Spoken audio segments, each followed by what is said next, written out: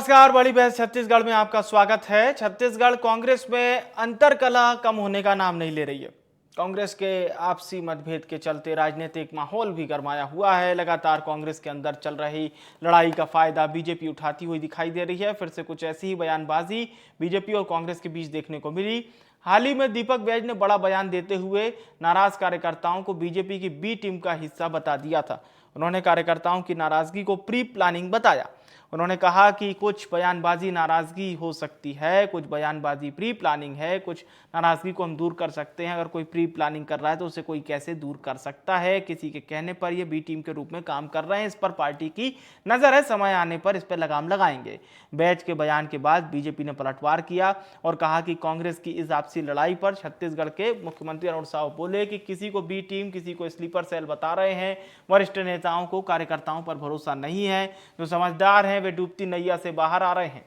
इसी मुद्दे पर विस्तार से बात होगी। कुछ मेहमानों को आपके साथ जोड़ेंगे, उसके पहले सुनिए सियासी बयानबाजी।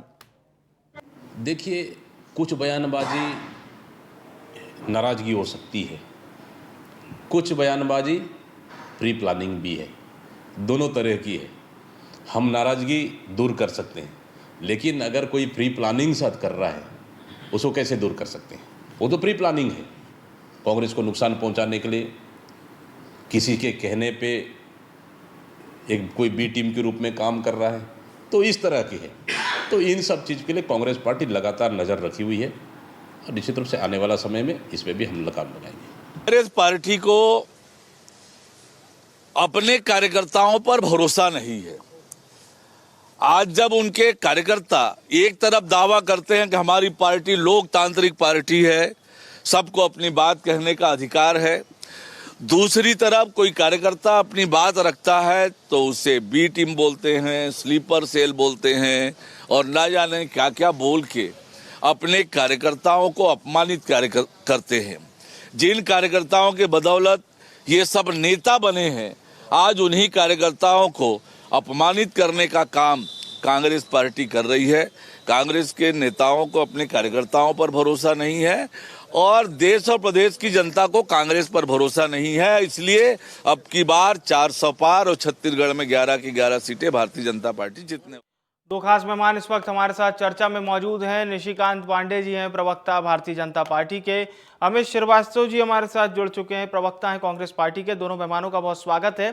चर्चा की शुरुआत मैं श्रीवास्तव जी आपके से ही करना चाहूंगा, क्योंकि आपकी पार्टी का विषय चल रहा है। ये विश्वास और अविश्वास का मत है या फिर कुछ और है? बीजेपी कह रही है कि जिन्हें विश्वास नहीं है वही कांग्रेस को छोड़कर जा रहे हैं। देखिए, एक चीज मैं आपको बता दूं, सबसे पहले अहम बात, हाँ, कि किसी भी पार्टी के लिए उसके कार्यकर्ता बहुत महत्वपूर्ण होते हैं। और मैं आपके बड़े लोकप्रिय चैनल पे, क्योंकि आप मेरे मित्र भी हैं और एक वरिष्ठ पत्रकार भी हैं, और आप जानते हैं कि शुरू से हम लगभग 8-10 साल से तो आपके साथ, आप लोगों के साथ बैठ ही रहे हैं, 10वां साल चल रहा है। तो मैं एक चीज बड़े जिम्मेदारी के साथ आपको कहना चाहता हूँ विवेक जी, कि हमारी पार्टी की आन बान शान और हमारी पार्टी के अगर कोई प्राण है तो हमारे कार्यकर्ता है। और लगातार अगर आप देखेंगे, वही कार्यकर्ता है जो 15 सालों तक पार्टी के साथ खड़े, कंधे से कंधा मिला के खड़े रहे। और हमने हमेशा कहा है कि मैंने कहा ना, हम कार्यकर्ताओं के, और मैं हमेशा इस बात को कहता हूं कि कोई व्यक्ति, कोई विधायक एक्स हो सकता है, कोई सांसद एक्स हो सकता है, मुख्यमंत्री एक्स हो सकता है, कार्यकर्ता कभी एक्स नहीं होता साहब। कार्यकर्ता पूरी निष्ठा से, पूरी ईमानदारी से पार्टी के लिए काम करता है। अब रही बात कि जिस प्रकार से सुनने में आ रहा है और देख रहे हैं, तो किसी भी पार्टी में कोई भी व्यक्ति जब आता है, कद पाता है, पद पाता है, तो उसकी प्रतिष्ठा बनती है, उसकी हैसियत डेवलप होती है। और अगर उसी हैसियत को बना के, अगर वो जो पार्टी का सबसे खराब समय चल रहा हो, या पार्टी के लिए जिस प्रकार से अगर एक संघर्ष का समय चल रहा हो, और अगर वो व्यक्ति चले जाए, तो मुझे लगता है कि इससे ज्यादा दुखद पहलू कुछ नहीं हो सकता। क्योंकि अब दबाव और तनाव उसको झेलना है हमें। और जिस प्रकार से आप देख रहे हैं कि चुनी हुई लोकप्रिय सरकारों को गिराना, लोकतांत्रिक प्रक्रिया को कलंकित करना, प्रजातांत्रिक मूल्यों को ध्वस्त करना, हमारी जिससे आइडियोलॉजी की लड़ाई है, उनका यही काम है।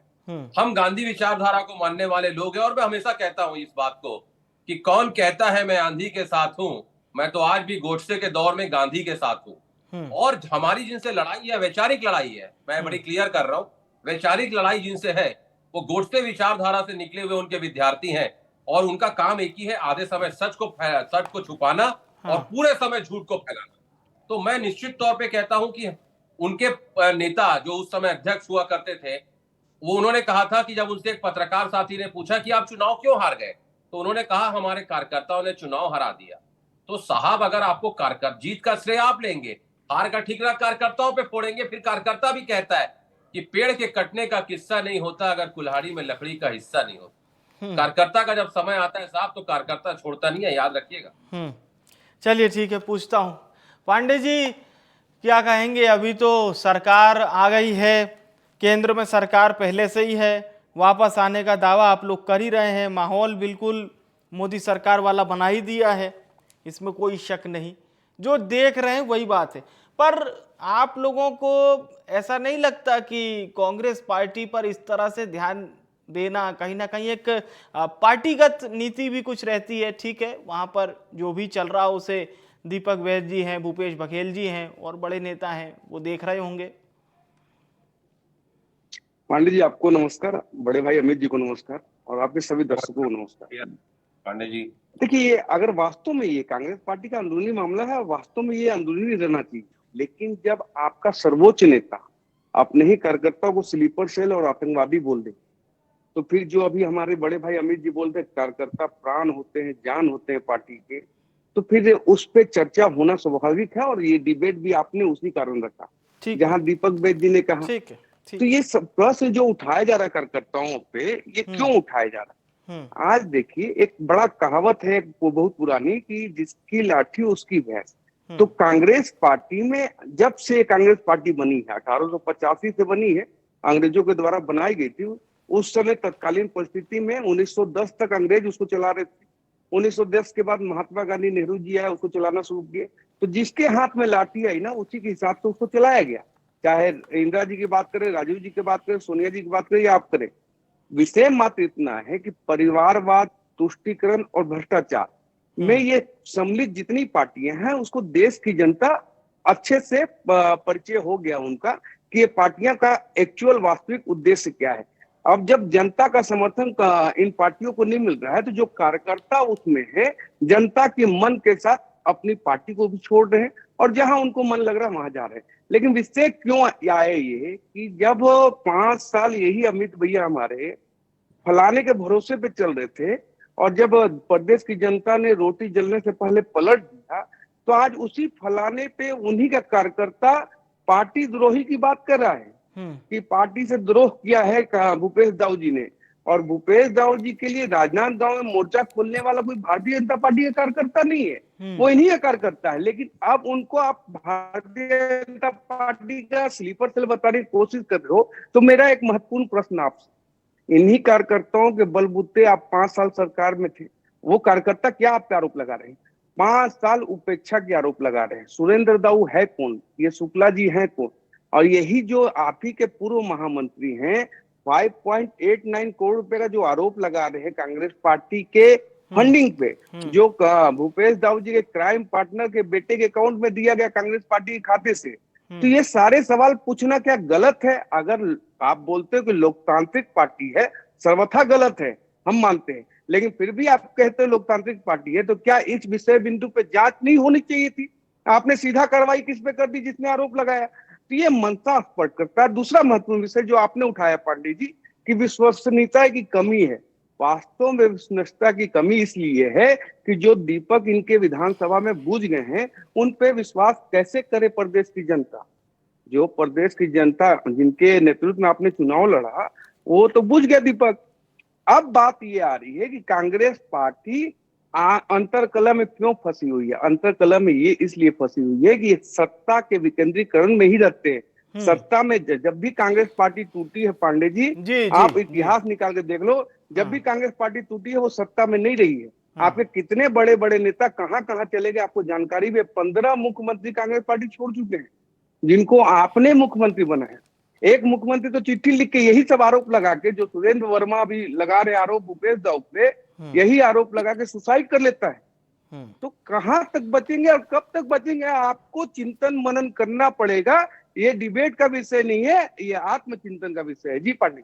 ठीक ठीक है, ठीक है। श्रीवास्तव जी से एक जवाब ले लेते हैं। श्रीवास्तव जी, ये जो अब आरोप प्रत्यारोप कहें या जो भी कहें, लेकिन पूर्व मुख्यमंत्री भूपेश बघेल जी जब मंच पर बैठे हों और उस वक्त कार्यकर्ता उनकी तारीफ भी करता है और ये भी कहता है कि आपने जो योजनाएं लाई, यानी कुल मिलाकर उनकी योजनाओं की भी तारीफ की, फिर वो कुछ ऐसे शब्द कहने लगता है जो कहीं ना कहीं प्रदेश की सियासत में थोड़ा भूचाल लाते हैं कि पूर्व मुख्यमंत्री जब मंच पर खुद बैठे हो, अच्छा वो मंच पर नहीं बैठे होते तो एक अलग बात होती, ठीक है, उनके लिए तब भी वो खबर बनती, लेकिन जब स्वयं बैठे हो तो जाहिर सी बात है, आप भी समझ सकते हैं। फिर कवासी लखमा जी वरिष्ठ आदिवासी नेता हैं, बस्तर से चुनाव लड़ रहे हैं, उनके लिए फिर पत्र लिखा गया और ऐसी बहुत सारे उदाहरण और भी हैं। चूंकि ये प्रमुख बात है इसलिए मैंने आपके सामने रखी।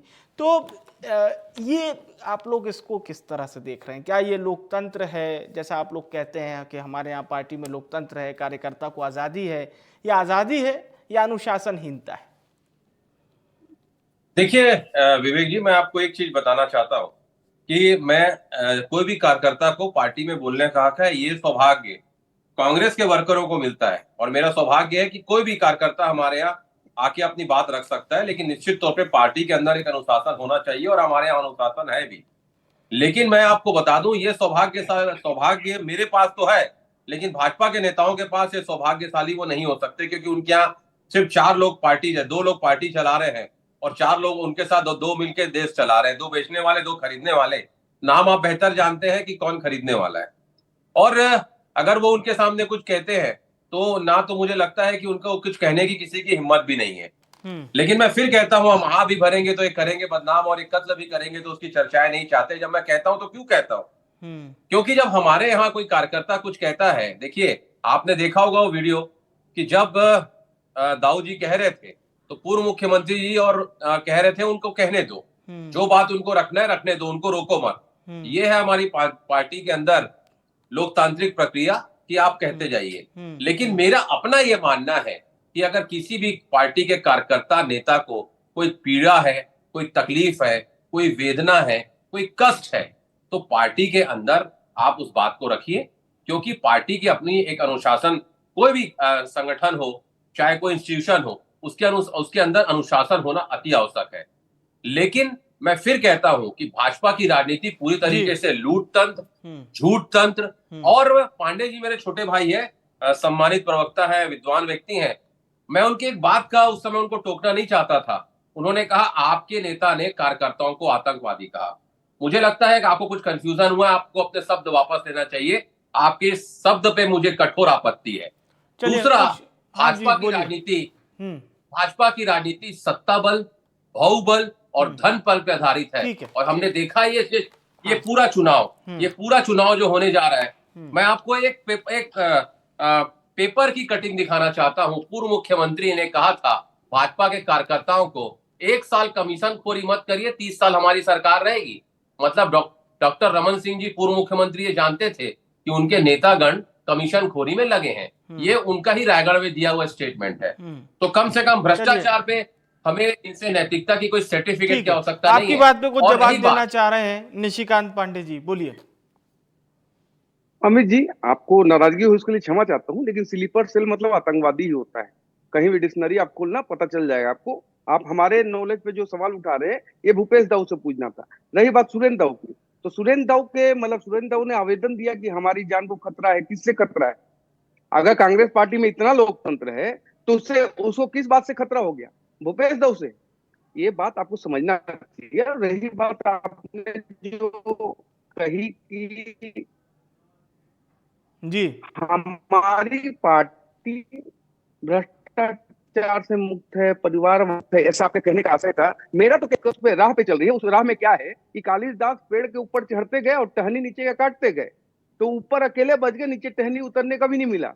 वही स्थिति आज के दौर में कांग्रेस पार्टी की हो गई है। और कांग्रेस पार्टी कार्यकर्ता क्या कह रहे हैं मालूम? अमित जी, आपसे कह रहे कि हम बेवफा हरगिज न थे मगर हम वफा कर न सके। कैसे वफा करें आपके साथ? 5 साल जब आपने जो वादे करके, आपके कार्यकर्ता मेहनत किए इसलिए सरकार आई। आपने ऐसे ऐसे घोषणावीर बने, उस कारण देखिए आप बेरोजगारी भत्ता करके आए, शराब बंदी करके आए, ऐसे कई वादे थे जो अभी हम महतारी वंदन दे रहे हैं। आप वृद्धा पेंशन, विधवा पेंशन की जिक्र किए थे। एक आना पैसा किसी विधवा विधवा को या वृद्धा को दिया आपने? क्योंकि यही कार्यकर्ता जनता के बीच में जाके अपनी पार्टी की बात रखता है, तब जाके सरकारें बनती है। जैसे हमारे यहाँ क्या होता है, आप बोल रहे थे ना कि हमारे यहाँ कार्यकर्ता की बात नहीं होती। हमारे यहाँ कार्यकर्ता देवतुल्य कार्यकर्ता है। हमारे ही कारण सरकार आती है, हमारे कारण सरकार जाती है। हम अगर कठिन परिश्रम करते हैं तो सरकारें कैसे पलटती है रोटी जलने से पहले, ये आपके समक्ष है। 75 पार का नारा दिया था आपने अमित जी, फलाने के भरोसे पे। फलाना तो जीत गया। एक और विषय उठाना चाहता हूं पांडे जी, ये लोग इतनी बड़ी बड़ी बातें कर रहे हैं, अगर वास्तव में कांग्रेस पार्टी में दम है तो ईवीएम को कोसना छोड़े 375 लोगों को खड़ा करने की बात कर रहे हैं। आज से मात्र 5 साल या 10 साल पहले अगर कोई हमारी ही पार्टी का कार्यकर्ता फॉर्म उठा लेता था ना, एक नॉमिनेशन फॉर्म, तो उसको मनाने के लिए पूरी ताकत लगती थी। आज आप बोल रहे 375 कार्यकर्ता फॉर्म भरे, इसका मतलब है कि कांग्रेस पार्टी ने अपनी हार स्वीकार कर ली है, जनता के बीच में जाने की हिम्मत नहीं है। और जिस प्रकार से 11 सीटों पे आप देख लीजिए, चाहे आपने कवासी की बात कही, चाहे भूपेश दाऊ की बात कही, चाहे और जगह, ऐसी स्थिति लगातार निर्मित हो रही है। आप बताइए, दुर्ग संभाग से कितने लोकसभा के उम्मीदवार आपने बनाए? 4 उम्मीदवार आपने दुर्ग लोकसभा से बनाए। क्यों भाई? आपके पास और जगह से कैंडिडेट नहीं थे। आप हमसे सवाल पूछते सरोज पांडे जी कोरबा लड़ रहे, चलो एक एक्सेप्शनल केस हो सकता है अमित जी, लेकिन एक ही संभाग से 4 उम्मीदवार, बाकी संभाग आपका एकदम बिल्कुल शून्य पड़ा हुआ है क्या? यह है कार्यकर्ता की कमी। आपके टोटे लगे हुए हैं कार्यकर्ता के, और नेताओं के कोई हिम्मत नहीं कर रहा चुनाव लड़ने का। इसी कारण आला कमान भी आपका रायबरेली और अमेठी दोनों जगह से रणछोड़ दास हो गए। बुरा मत मानिएगा, लेकिन ये चर्चा हो रही है कि कांग्रेस पार्टी में ऐसी स्थिति इसलिए निर्मित हुई है कि सब कुछ ठीक नहीं है। जी अमित पांडे जी। चलिए, अमित जी ने बहुत सुना आपको, मौन बिल्कुल शांत होके। अमित जी, एक सवाल जरूर है, 5 साल जब भूपेश बघेल सरकार थी तब कोई कार्यकर्ता कोई थोड़ा बहुत कुछ कह दे तो वो भी शांत कर लिया जाता था, लेकिन अब सरकार जाने के बाद विपक्ष में जब आप लोग आए, यकायक बोल खुलने लगे, जिसको हम लोग अनुशासनहीनता कहते हैं, वैसे बयानों की बाढ़ सी आ गई और एक होड़ मच गई। अमित जी, इस पर आप क्या कहेंगे? देखिए, मैं आपके सवालों का निश्चित तौर पे जवाब दूंगा, क्योंकि मैं भागने वाला प्रवक्ता नहीं हूं। पांडे जी, आप बेहतर जानते हैं 10 सालों में। लेकिन अभी पांडे जी हमारे छोटे भाई कह रहे थे कि कांग्रेस में कार्यकर्ताओं का टोटा है, तो मैं आपको बता दूं कि असम के मुख्यमंत्री हैं, पहले कांग्रेस के कार्यकर्ता थे। जतिन प्रसाद जी कांग्रेस के कार्यकर्ता है, ज्योतिरादित्य सिंधिया जी कांग्रेस के कार्यकर्ता थे। और ऐसे 178 नेता अगर पिछले 4-5 सालों में कांग्रेस से गए हैं, तो उसमें मैक्सिमम लोग आज इनके आप पद में हैं। मतलब भाजपा में नेताओं की कमी नहीं, अति कमी है। ताकि कांग्रेसी नेताओं को और 4-4 सीएम अगर ये बना के रखें तो कभी ना कभी वो कांग्रेस में रहे हैं। और जिस प्रकार से अभी अशोक चौहान जी को लाके इन्होंने राज्यसभा का मेंबर बनाया है, मतलब इनके यहाँ तो कार्यकर्ता है ही नहीं, सब समझ लीजिए आप। इनके यहाँ सब काड़ी करता है, कार्यकर्ता कोई नहीं है, सब काड़ी करता है। इसीलिए ये जानते हैं कि कांग्रेस का कोई भी कार्यकर्ता रहेगा, उसको लाएंगे तो निश्चित तौर पे वो ईमानदारी से काम करेगा। शायद इसीलिए 4-4 सीएम इनके हमारे कार्यकर्ताओं को बना के रखे।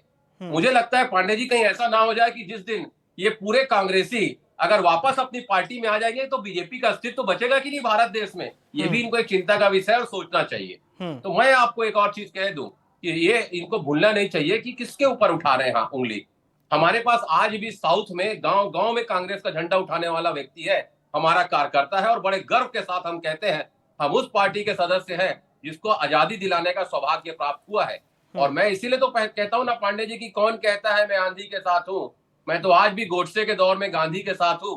और ये बात अलग है कि मैं महात्मा गांधी के साथ हूं, ये लाल गांधी के साथ है। और जिस प्रकार से अगर आप देखेंगे तो करारे नोटों की राजनीति ये खेला करते थे, कमीशन खोरी करा करते थे।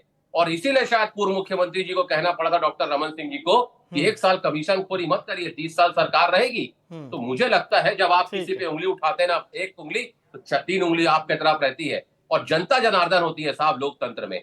ये अलग विषय है, आपको लोकतंत्र में लड़ाई लड़ने का आपकी मादा नहीं है, ज्वलंत मुद्दों पे बात करने की आपकी हिम्मत नहीं है। आप बेरोजगारी पे बात, रोजगार पे बात नहीं कर सकते, बढ़ती हुई महंगाई पे आप बात नहीं कर सकते, घटती हुई लोगों की कमाई पे आप बात नहीं कर सकते। और रही बात, अब तो आप सही आपको नया बिजनेस कर रहे हैं, धंधा दो, चंदा लो, धंधा दो, प्रीपेड धंधा लो, पोस्टपेड धंधा दो।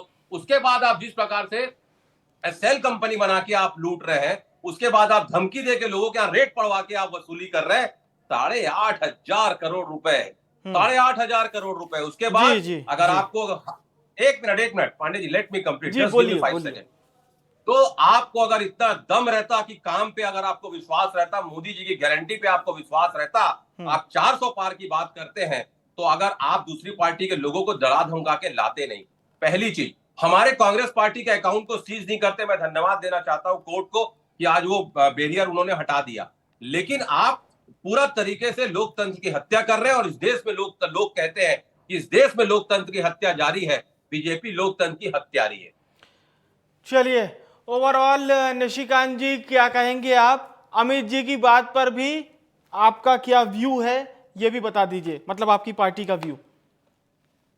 पांडे जी, आपने बोला कि जब सरकार में थी कांग्रेस पार्टी तो ये सब सुनाई देता था। विधायक माननीय मंत्री पे हत्या की साजिश का आरोप लगाता था।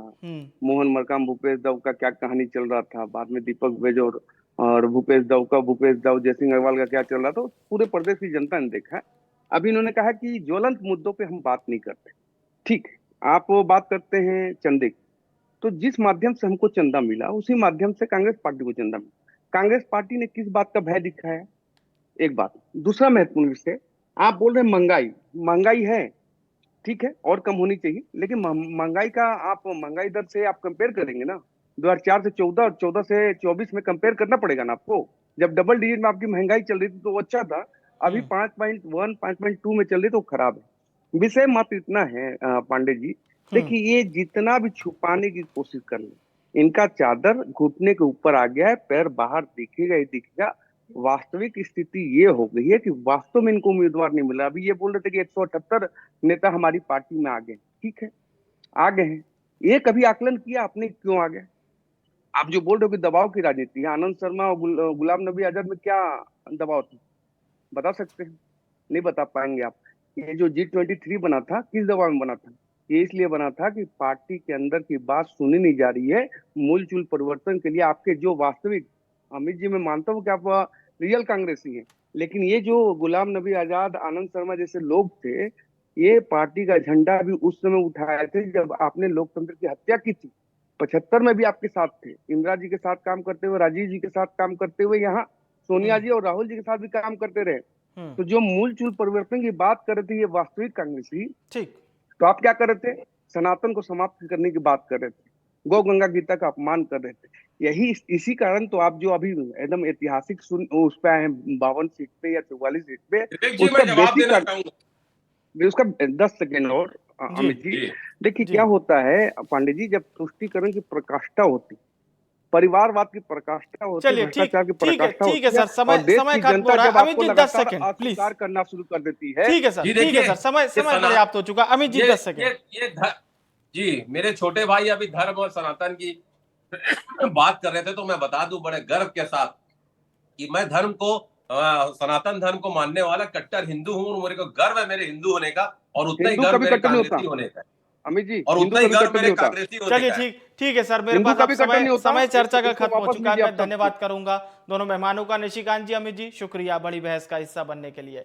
आज की बड़ी बहस हो रही थी छत्तीसगढ़ कांग्रेस में इस वक्त चल रही, चाहे आप बयानबाजी कह लीजिए या तमाम चीज़ों पर, अनुशासनहीनता है, आज़ादी है, कार्यकर्ता जो बात कह रहे हैं या कार्यकर्ताओं के लिए जो बात कही जा रही है ये कितनी जायज़ है, इसे समझना बहुत ज़रूरी है। इसे ही समझने की हम कोशिश कर रहे थे। फिलहाल के लिए बड़ी बहस में इतना ही।